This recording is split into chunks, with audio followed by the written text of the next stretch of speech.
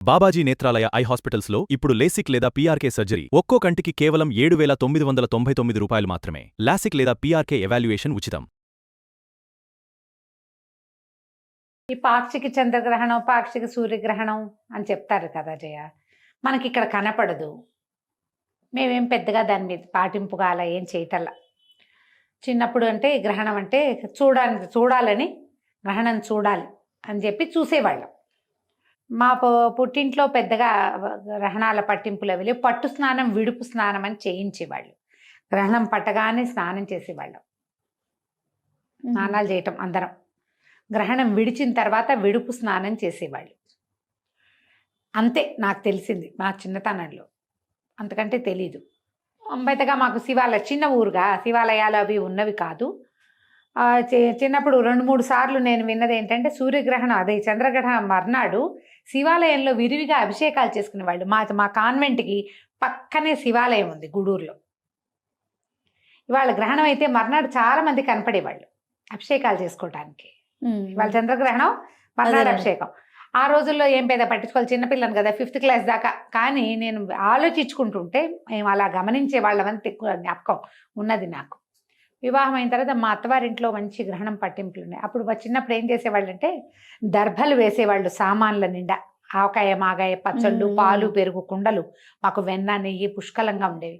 దర్భ వేసి గ్రహణం అయిన తర్వాత దర్భలు తీసేయటం తెలుసు నాకు. ఇల్లు శుద్ధి చేసేవాళ్ళు, వాకిళ్ళు అవి కడిగేసేవాళ్ళు. మొత్తం వాకిలి ముందు పెద్ద పెద్ద పెరళ్ళు, పల్లెటూరు కదా, ముందు వాకిలంతా కడిగేవాళ్ళు, వెనకాల వరండా అంతా కడిగేసేవాళ్ళు. నీళ్లు పోసి కడగటం, ఇల్లు కూడా కడుక్కునేవాళ్ళం.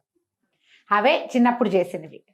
హైదరాబాద్ వచ్చి వివాహం అయిన తర్వాత నాకు తెలిసింది వీళ్ళు ఇంకా గట్టిగా పాటిస్తారు. గ్రహణం సమయంలో డాక్టర్ గారు జపం చేసుకుంటారు జయ. ప్రతి గ్రహణం సమయంలోనే చేస్తారు. గ్రహణ కాలంలో జపం చేసుకోవాలి. అప్పుడు ద్విగుణీకృతం ఎక్కువ అవుతుందట. 1000 రెట్లో ఇంకా ఎక్కువ రెట్లో అయిపోతుంది ఆ జపం.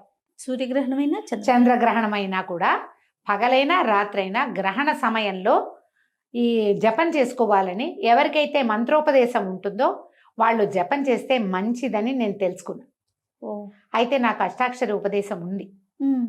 కాసేపు జప చేసుకుంటాను నేను. ఓకే. అప్పటి నుంచి నేను తెలుసుకున్నాను అనమాట. అంతకుముందు మామూలుగా మనకేంటి, ఈ గ్రహణం రాగానే దర్భలు తీసుకెళ్ళి మేడ మీద వేసేయటము, తర్వాత ఈ పచ్చళ్ళ సీసాలలో వాటిలలో వేసుకోవటము, తర్వాత ఇల్లు ఒకసారి తడిబట్టి పెట్టి తుడిచేసుకోవటం. ఇవి ఇల్లు కడుక్కునే ఇల్లు కావు. అపార్ట్మెంట్లలో ఇల్లు కడగటాలు అవి కష్టమే. తుడుచుకోవటమే. పట్టు స్నానం, విడుపు స్నానం అప్పుడు ఉంది, ఇప్పుడు కూడా ఉంది. గ్రహణం పట్టగానే చిన్నపిల్లలైతే ఈ పట్టు స్నానం చేయలేకపోయినా, కడుపుతో ఉన్నవాళ్ళు, వృద్ధులు, ఆడవాళ్ళు రాత్రిపూట స్నానాలు అవి కొంచెం కష్టం అవుతాయి. తల ఆరదు, ఒళ్ళ బాధలు పడతారు కదా. అందుకని విడుపు స్నానం ఒకటే అయినా చేసుకునేవాళ్ళం. మేము ఇప్పటికీ కూడా అదే విధానం పాటిస్తాము. గ్రహణం పట్టగానే ఇది ఇప్పుడు పాక్షికాలు ఎక్కడో కనపడతాయి, మనకి కనపడని వాటి ప్రభావం మన గ్రహాల మీద ఉంటుందని పెద్దవాళ్ళు చాలామంది ఇప్పుడు చెప్తారు. ఇది వరకు వినలేదమ్మా. ఇప్పుడు బాగా మనకి సోషల్ మీడియా పెరిగాక చెప్తున్నారు జ్యోతిష పండితులు. వాళ్ళు చెప్పింది వినాలి కదా, మరి మనకు తెలియదు కాబట్టి.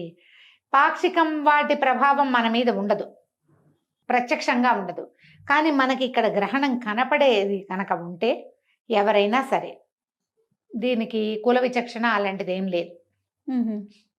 వాళ్ళే చేయాలి, వీళ్ళు చేయకూడదు, వీళ్ళకి అక్కర్లేదు, ఏముండదమ్మా, అలా ఉండదు.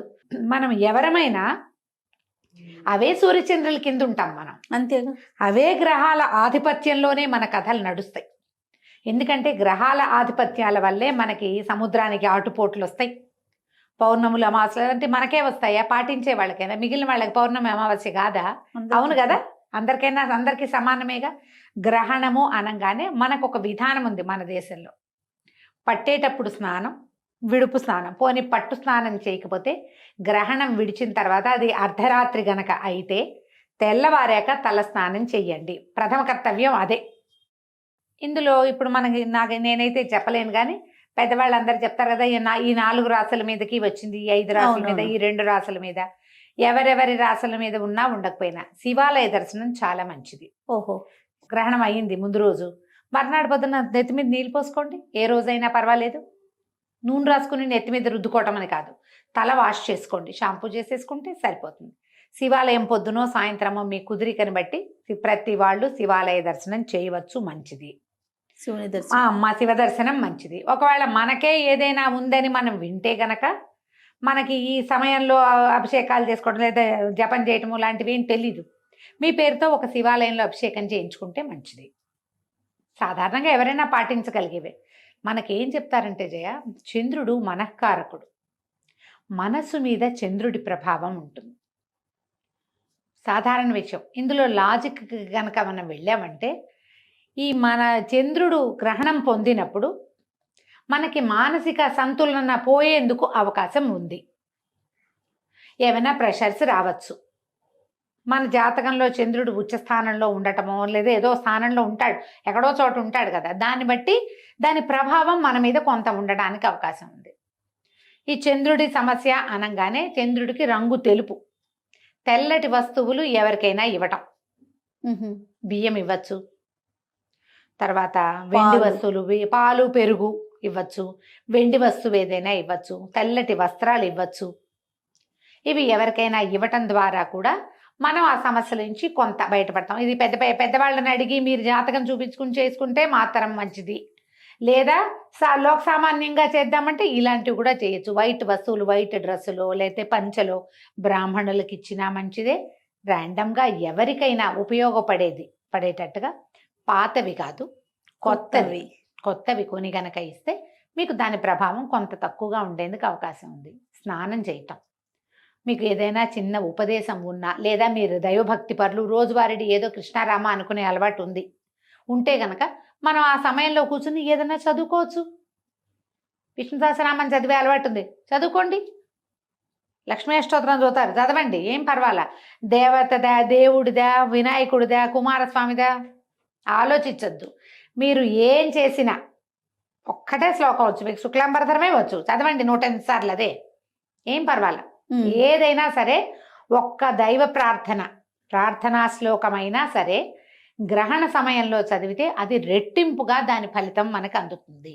ఓకే, ఎనర్జీస్ పెరుగుతాయి మనకి. ప్లస్ అమ్మా, ఇది ప్లస్ చేసుకోవటమే అంతే. ఇది గర్భవతులు దీన్ని చూడకూడదు, కదలకుండా ఉండాలని చెప్తారు.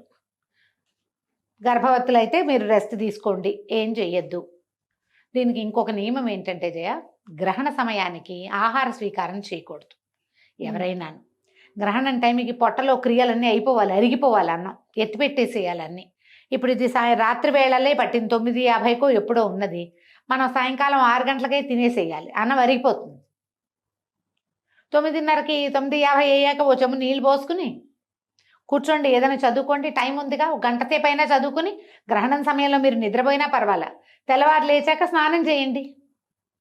1:30 దాకా పట్టి ఉంది గ్రహణము. అంత మటుకు మెలకుగా ఉండి జపం చేసుకోగలిగే అలవాటు ఉన్న వాళ్ళు వాళ్ళ దారిని వాళ్ళకి మనం చెప్పక్కర్లేదు. మామూలు వాళ్ళకి ఏదైనా చెప్పాలంటే ఇలా చేసుకోవచ్చు. మీరు ఏదైనా చదువుకోండి. కొన్ని రాసులకి బాగుండటం, కొన్ని రాసులకి బాగోకపోవటం, ఇలా ప్రతి గ్రహణానికి వింటూ ఉంటాం కదా రమ్మగారు. అవును. అంటే దీని వెనకాల ఏమన్నా ఉందంటారా? ఏమి కాదు జయ, అది ఇప్పుడు ఈ గ్రహణం పట్టిన సమయంలో ఏ రాశి ఎక్కడెక్కడ ఉన్నది దాన్ని బట్టి ఆయా రాసులకి ఇప్పుడు ఆ గ్రహదేవతలు ఎక్కడున్నారో దాన్ని బట్టి కదా. అప్పుడు ఈ గ్రహాలకి మంచిది కాదు.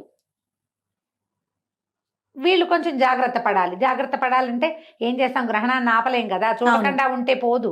అది బయట కాస్మిక్ దీంట్లో జరిగేది, వినీలాకాశంలో జరిగేదాని ఎఫెక్ట్ దాని కింద ఉన్నాం మనకు తప్పదు. మనం ఒకవేళ తెలుసుకుంటే ఇవి చేసుకోండి అని ఏమైనా చెప్పినప్పుడు వాటిని పరిహారాలు పాటిస్తే సమస్య కొంత మటుకు సద్దుమణుగుతుంది. అన్నిటికంటే అత్యంత సులువైనది దేవాలయ దర్శనం. మర్నాడు చక్కగా శివాభిషేకం చేసుకోండి. ఇది ఆదివారం నాటి రాత్రి వచ్చింది, సోమవారం శివుడికి విశేషం కదా. అవునండి. చక్కగా అభిషేకం చేసుకోండి, దానం చెయ్యండి. ఎక్కడైనా బియ్యం దానం చేసేయండి, బియ్యం ఇవ్వండి మీ చేత్తోటే. మీరు ఇవ్వండి. పాత రోజుల్లో ఏం చేసేవాళ్ళు జయ, అడుక్కునే వాళ్ళు, భిక్షకులు వచ్చేవాళ్ళు, ఇట్లా దోసిడితో బియ్యం తీసి పెట్టేవాళ్ళం. ఇప్పుడు ఆ అవకాశం లేదు. చక్కగా ఒక కవర్ ప్యాక్ చేయండి, ఒక 4-5 కవర్లు ఎవరికైనా చేతిలో పెట్టండి. అన్నం వండుకుంటారు కదా. మీ కర్మ పరిపక్వం అయిపోతుంది, వాళ్ళు తినేస్తారు, వాళ్ళకి అరిగిపోతుంది. మీ దాన ప్రక్రియ ఉపయోగపడుతుంది. తప్పకుండా. పెద్దవి చేయలేకపోతాం, ఇదేనా చేయొచ్చు. పంచదార కూడా ఇవ్వచ్చమ్మా, పంచదార కూడా పనికొస్తుంది, అది కూడా ఇవ్వచ్చు. బియ్యం దానం చేస్తే అసలు చంద్రుడికి దానం చేసేదే బియ్యం. బియ్యం. తెల్లటి వస్త్రాలు, ముత్యము, వెండి ఇవన్నీ కూడా దానానికి పనికొస్తాయి. తెల్లటి వస్తువులు ఏవైనా అలంకరణ వస్తువులు కూడా ఇవ్వచ్చు. ఇవన్నీ పాక్షికంగా అయినా కూడా పనిచేస్తాయి. ఇలాంటిది ఏదైనా చేసుకోవచ్చు. మీరు ఏదైనా చదువుకోదలుచుకున్న వాళ్ళు చదువుకోవచ్చు. భయపడాల్సిన పనే ఉందమ్మా. మనం భయపెడితే ఏమాగుతుంది? మనకు భయం మిగులుతుంది. అంతే. అనవసరమైన ప్రెషరు, టెన్షను కదా. అవును. ఒకవేళ భయాలు, టెన్షన్లు, ప్రెషర్లు మీకుంటే ఓ పురోహితుడిని ఆశ్రయించి ఆయన ఏం చెప్తే అది చేసుకోండి. అంత లేదు ఊరికే కొంచెం అనుమానం, ఇది చేసుకోండి. దానికి మనకి ఏం చేయాలనేది కూడా మనం చెప్తా ఉన్నాం కదా చెప్తున్నారుగా, పెద్దవాళ్ళంతా చెప్తారమ్మా. సో చేసుకోవడమే. చేయగలిగినంత ఆ, చేసుకోగలిగినంత చేసుకోగలిగినంత చేసుకుంటే కొంత మటుకు దాని ఎఫెక్ట్ లో నుంచి తగ్గుతాం. ముందు మనసు ప్రశాంతంగా ఉంటది కదా రమ్మగారు. ఓకే, ఇది ఉంది నాకు, నా రాశికి ఇది జరుగుతోంది, దానికి పంచదారో బియ్యమో ఇవ్వాలి, ఇచ్చేసామనుకోండి ఏదో ఒక తృప్తి, అది ఒక తృప్తి, ఒక తేలికపాటు అనిపిస్తుంది. ఒక దేవాలయానికి వెళ్ళాం, ఓ దర్శనం చేసాం, ఒక అభిషేకం చేసుకున్నాం, ఒక క్షేత్ర దర్శనం చేసాం. ఇలాంటిది ఏదైనా చేస్తే ఈ ఎఫెక్ట్ లో నుంచి కొంత తగ్గటంతో పాటు ఇవి చేసిన తాలూకు ఫలితమేమో మనకి ప్లస్ అవుతుంది. పాజిటివ్ ఎనర్జీ కదా, దాన్ని సొంతం చేసుకోండి. అంతకంటే పెద్ద హైరాన్ పడక్కర్లేదేమో అని అనుకుంటున్నాను. తప్పకుండా రమ్మగారు. నమస్తే. నమస్తే జీ.